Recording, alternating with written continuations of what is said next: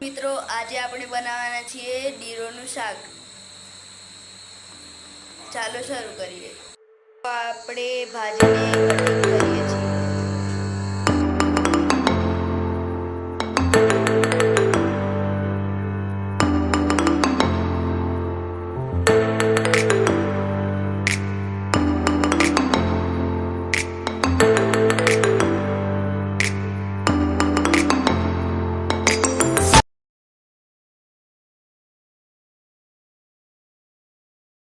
દીધી છે તો હવે સમય છે અને વઘારવાનો। તો ચાલો શરૂ કરીએ।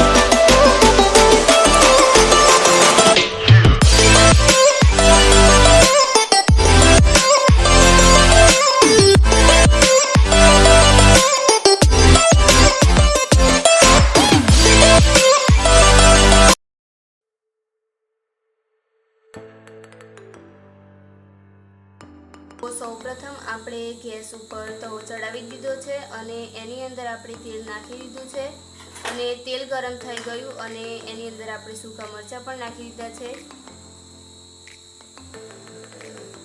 હવે અહીંયા ડુંગળી, પછી દરેક મરચું મસાલો અને આ છે રાઈ જીરું, જે આપણે રાઈ જીરું નાખી દઈએ।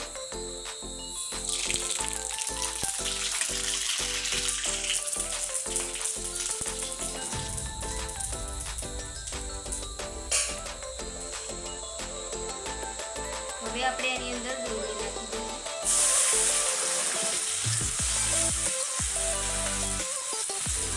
તમે જોઈ શકો છો આપણે ડુંગળી નાખી દીધું છે।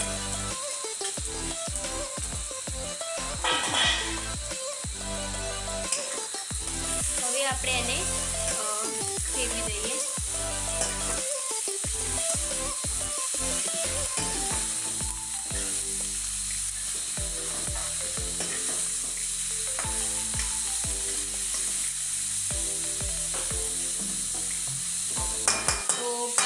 સુધી આ ડુંગળી શેકાઈ જશે।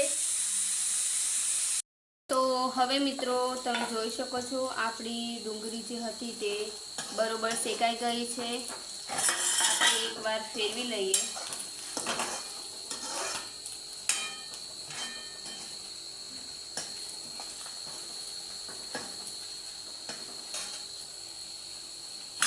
હવે આપણે આની અંદર લીલા મરચાં નાખી દઈએ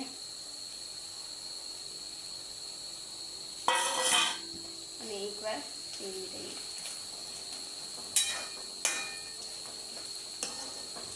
તો તમે જોઈ શકો છો કંઈક આ પ્રકારનું દેખાય છે।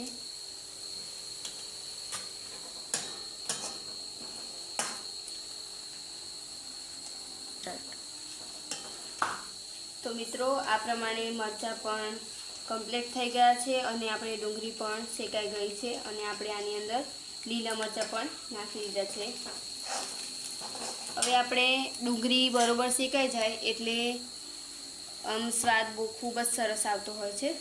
તો હવે આપણે આની અંદર મરચું, મીઠું, હળદર અને મસાલો અને લસણ જે વાટેલું હતું તે નાખી દઈશું. તો મિત્રો મેં નાખી દીધું છે, તમે જુઓ. અને આપણે આને ફેરવી દઈશું. તો ખૂબ જ કેટલું સરસ દેખાય છે, તમે જોઈ શકો છો.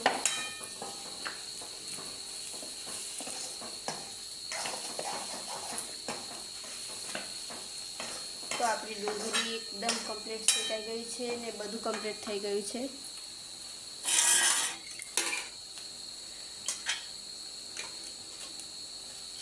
અને આપણે થોડી વાર ફેરવીએ.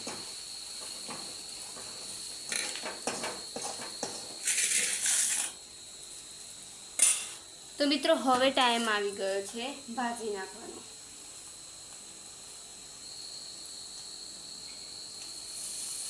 તો પહેલા થોડી નાખી દઈએ અને ફેરવી દઈએ.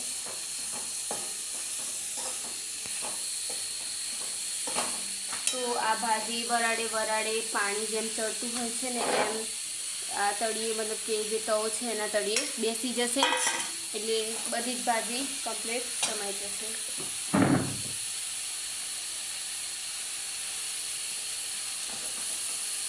આપણે આને ફેરવી દઈશું.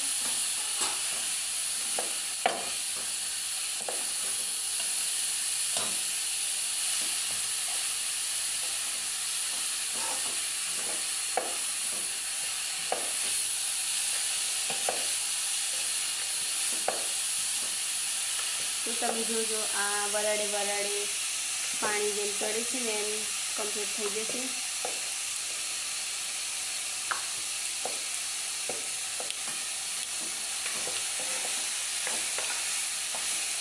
તો આપણે આને ફેરવતા જઈએ. તો મિત્રો તમે જોઈ શકો છો આપણી ભાજી બનીને તૈયાર થઈ ગઈ છે. આના ઉપર હું ઢાંકણું ઢાંકત પણ પાણી ભરે એટલા માટે આનો સ્વાદ બદલાઈ જાય છે, એટલા માટે મેં આના ઉપર ઢાંકણ ઢાંક્યું નથી. પણ છતાંય ખૂબ જ સરસ બની છે. તમે ખાધી હોય તો કોમેન્ટ કરીને અમને બતાવજો.